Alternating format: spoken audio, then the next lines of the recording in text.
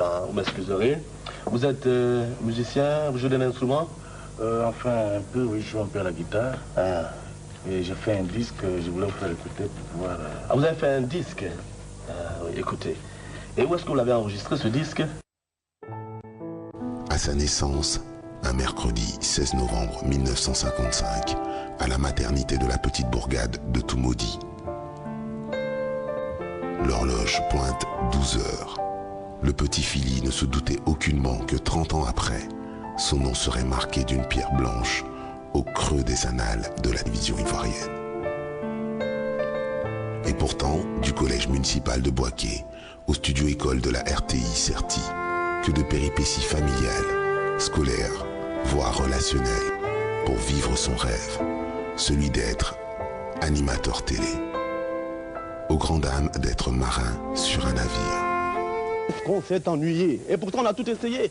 On a essayé d'aller à la plage. On n'aime pas nager, on avait peur de mourir dans la mer, voyez. On a essayé d'aller en week-end, on est allé à Gagnoa, on a fait Boaké, on a fait tout le tour. On n'était pas satisfait. Alors avec Traoré Amadou Sékou, on a essayé d'aller au stade aussi, le dimanche après-midi. Mais le championnat ivoirien est tellement médiocre que qu'est-ce qu'on s'est ennuyé.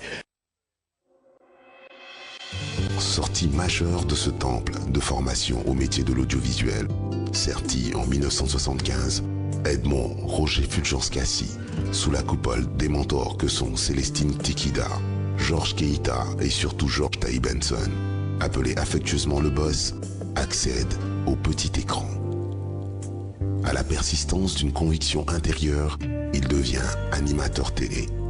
Il brilla de mille feux dans certaines productions comme Bon Dimanche, Tremplin en 1976.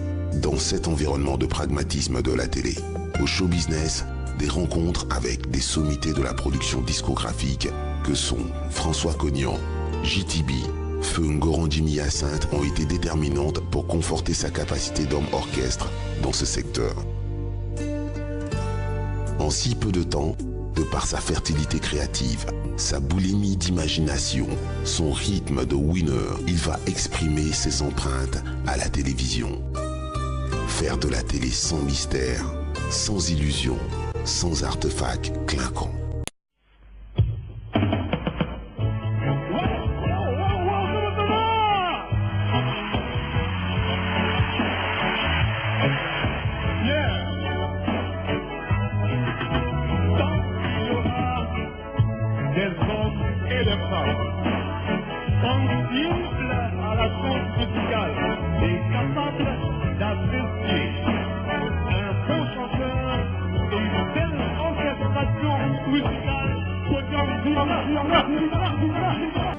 A full artist.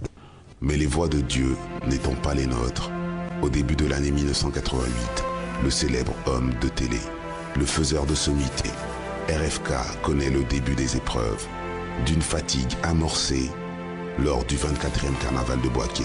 Le descendant des Nanan Assé, Fulgence Cassi, était tenu du lest par la douleur du corps, la maladie, l'amaigrissement, quoique résidant dans une chambre d'hospitalisation d'une prestigieuse clinique de la capitale économique Abidjan.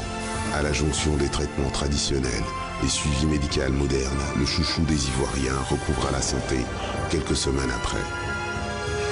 L'option du repos et de la faïence allait le conduire dans une somptueuse retraite de Nabab à Bingerville. C'était en octobre 1988.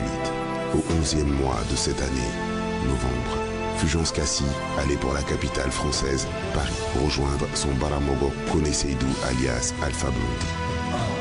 La nature opportune de tout plaisir de retrouvailles permit à ce féru de musique d'immortaliser sa saveur vocale sur le titre Face to Face de Blondy et même de fixer les images de ces intenses moments. Fut le reporter, c'était un point de voile méconnu et pourtant c'était son hobby, écrire les instants mémorables sur bobine. 4 décembre 1988, retour sur les bords de la lagune ébriée, mais avec un bouillonnement de projets. De ces moments-là, la rumeur était la maîtresse de toute curiosité du quotidien des millions d'Ivoiriens. Toute la Côte d'Ivoire, je veux dire que chacun allait ses commentaires, quoi, tu vois. D'autres disaient qu'il était séropositif, d'autres disaient qu'il était ceci, d'autres qu'il était dans le coma, mais il y avait trop de choses. à chacun un pronostic du moment fatal. De cet homme public, de cette icône majeure de la communication. Plusieurs fois porté sous le scalope de la mort, la rançon de la célébrité cathodique, Full et les siens le payaient monnaie sonnante. De leur angoisse, de leur amertume de ce traitement psychose sans anesthésie. Jamais la vie d'un être n'a été autant l'objet de spéculation en terre d'Éburnie. Les signes se percevront en révélations prémonitoires. J'ai fait un songe. Je ne me suis pas endormie aussi profondément, mais j'ai vu Fulgence. Et dans le rêve, la dame me disait, cette fois-ci, s'il vient, je ne le raterai pas. C'est moi sa maladie. Voilà comment la femme disait. C'est moi sa maladie et il ne m'échappera pas. Le janvier 89, les lions s'est éteint. Est parti trop vite. Le janvier est parti trop vite.